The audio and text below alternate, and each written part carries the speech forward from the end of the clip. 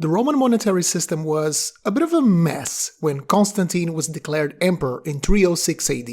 The beautiful new system established by Diocletian a couple of decades earlier was breaking apart by inflation and hoarding of precious metals.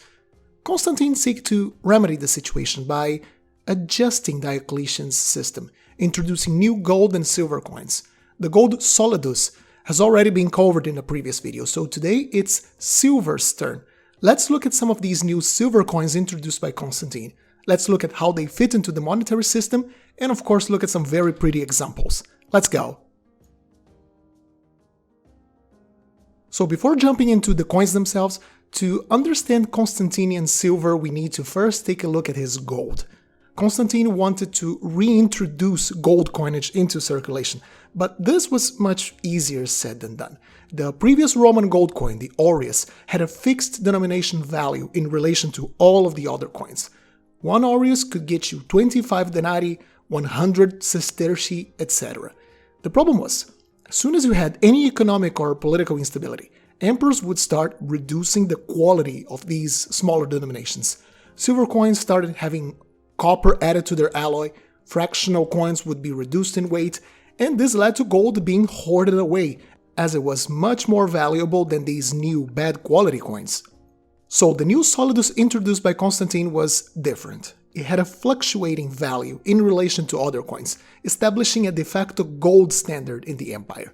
This was quite convenient for Constantine. He could manipulate the value of lower value coins, which he did plenty of times during his reign whenever he needed extra funds to wage war, but it also ensured gold kept its purchasing power, meaning people didn't have much of an incentive to hoard it away, and it just kept circulating.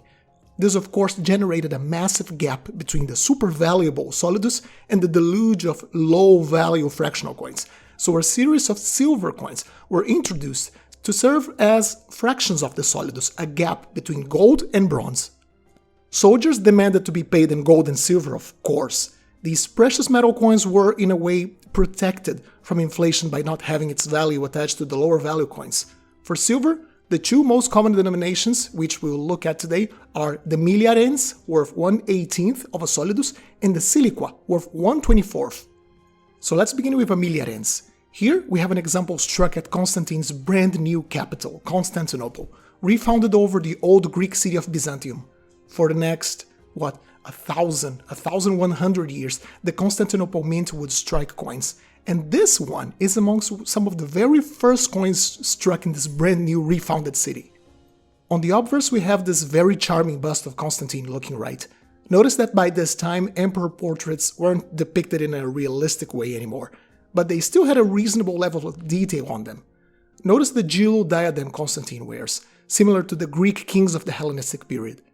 During the Republican and early imperial times, Romans rejected quite strongly the idea of being ruled by a king, and although Constantine doesn't explicitly call himself as such, the late Roman Empire was, for all intents and purposes, a monarchy.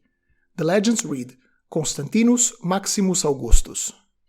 Heading to the reverse we have Virtus, the incarnation of manly virtues.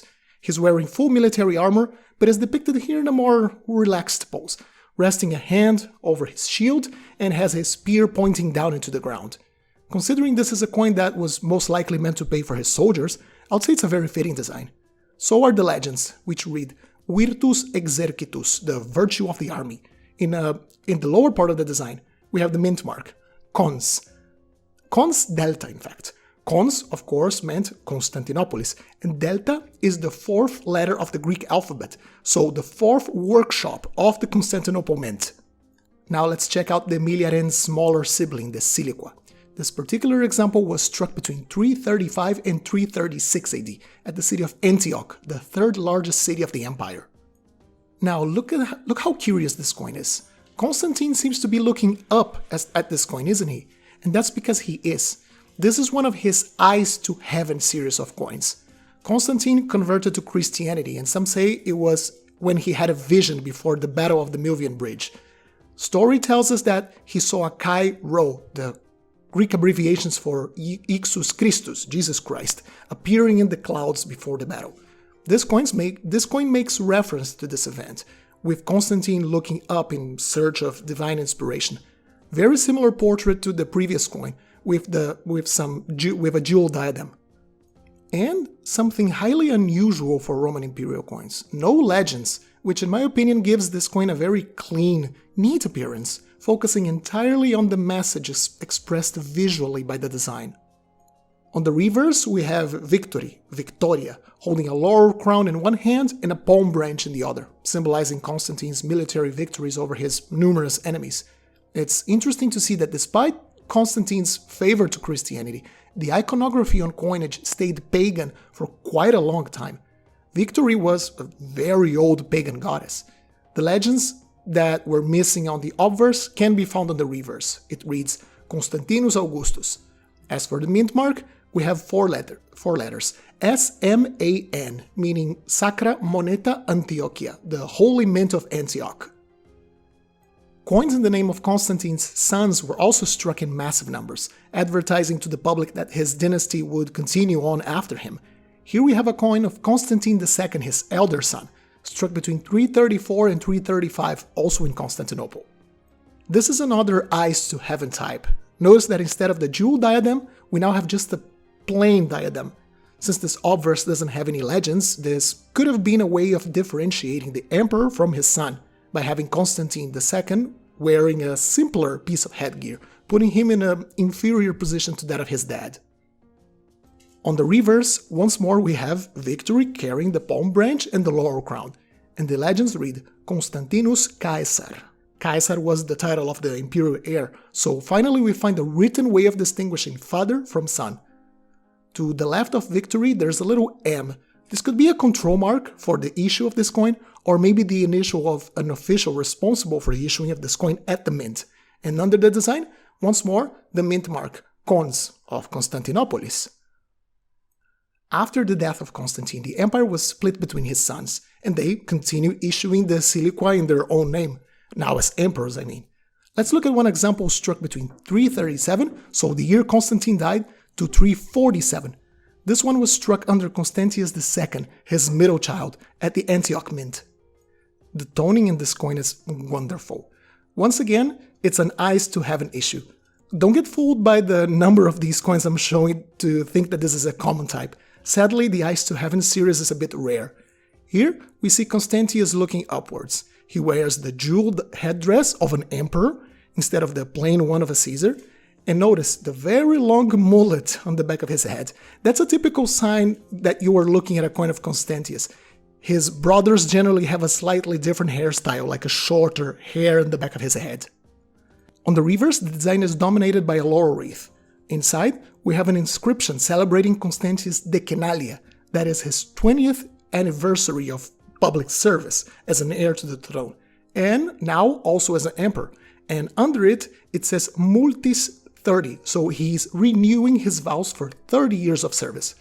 Constantius indeed had a very long year, 24 years, and he could have had an exceptionally large reign, like exceptionally long, wasn't for his early death at 44 years old of some unknown illness. Just like with all of the coins in this period, at the bottom we have a mint mark, ANT for Antiochia, Antioch. And to wrap it up in style, let's have a look at yet another milliarens. This one is also from Constantius II, this time struck at Constantinople between 351 and 355. Very similar coin to the first piece of Constantine we saw.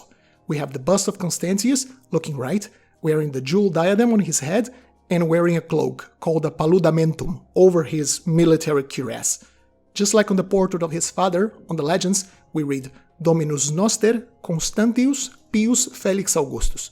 Constantius would reduce the weight of the siliqua and the milliarens later in his reign, as well as fully redesigning the lower value denominations in an attempt to stop inflation, which was not successful at all.